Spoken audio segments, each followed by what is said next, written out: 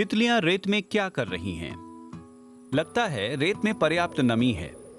हालांकि माली में बारिश का समय अभी खत्म हुआ है। अब्दुल्लाह कुलिबाली फाना के मेयर हैं। 10 साल पहले यहाँ इतना सूखा नहीं होता था जितना आज है। उन दिनों लोग यहाँ धान की खेती करते थे। लोगों को अब पेड़ नहीं काटने चाहिए, नहीं तो जल्द ही बरसात का आना रुक जाएगा। कुछ महीने पहले मेयर कुलिबाली का टेलीफोन बजा।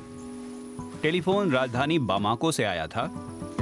फोन करने वाले ने मेयर से पूछा कि क्या वे जलवायु परिवर्तन के बारे में एक सेमिनार में भाग लेना चाहते हैं। मेयर तैयार थे। मैं पहले से ही जंगल की बर्बादी के खिलाफ था, ट्रेनिंग के पहले से ही।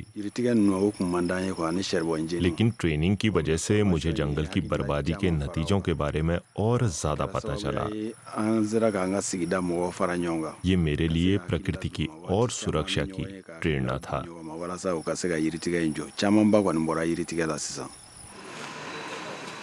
अब्दुल्लाह कुलिबाली माली के उन 3500 अधिकारियों में शामिल हैं जिन्होंने जलवायु परिवर्तन पर कोर्स में हिस्सा लिया है।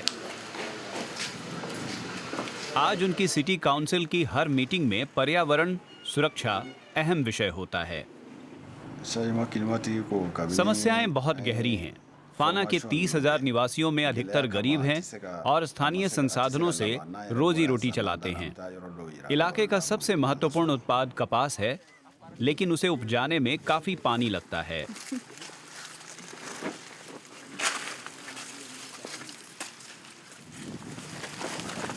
नाइजर नदी माली के लिए महत्वपूर्ण है और उसमें साल भर पर्याप्त पानी भी होता है।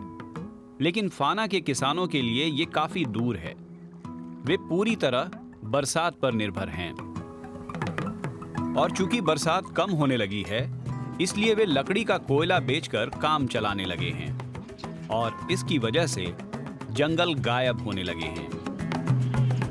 किसान फाउली फानी और उनके भाई मादू का भी सड़क के किनारे एक स्टैंड है।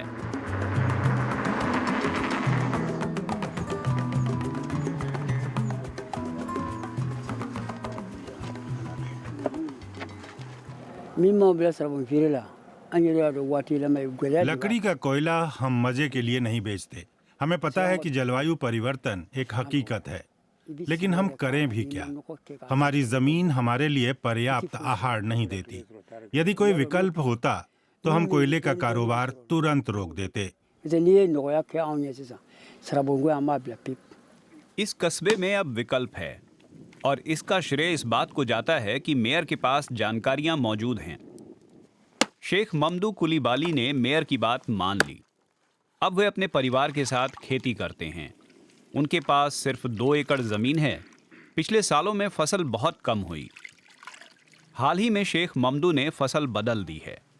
अब वे जंगल काटे बिना अपने परिवार का भरण पोषण कर सकते हैं। मेयर ने हमें बताया कि पेड़ों के कम होने का मतलब यह है कि बरसात कम होगी। इसलिए मैंने पेड़ काटकर कोयला बनाने के बदले पेड़ लगाने का फैसला किया। अब मैं अपनी नर्सरी से पौधे बेचता हूँ और यूकलिप्टस के पेड़ों को बड़ा होने दे रहा हूँ। उसे मैं बाद में बेच सकता हूँ। ममदू अब तक 10,000 पौधे बेच चुके हैं। फाना में मेयर के प्रयासों से पर्यावरण के लिए जागरूकता बढ़ी है। अब वे अक्सर जलवायु परिवर्तन और उसे रोकने की बात करते हैं।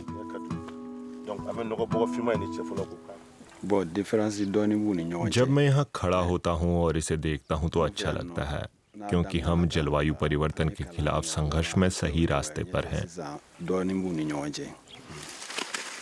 ममदू फोम्बा भी परेशान रहे हैं।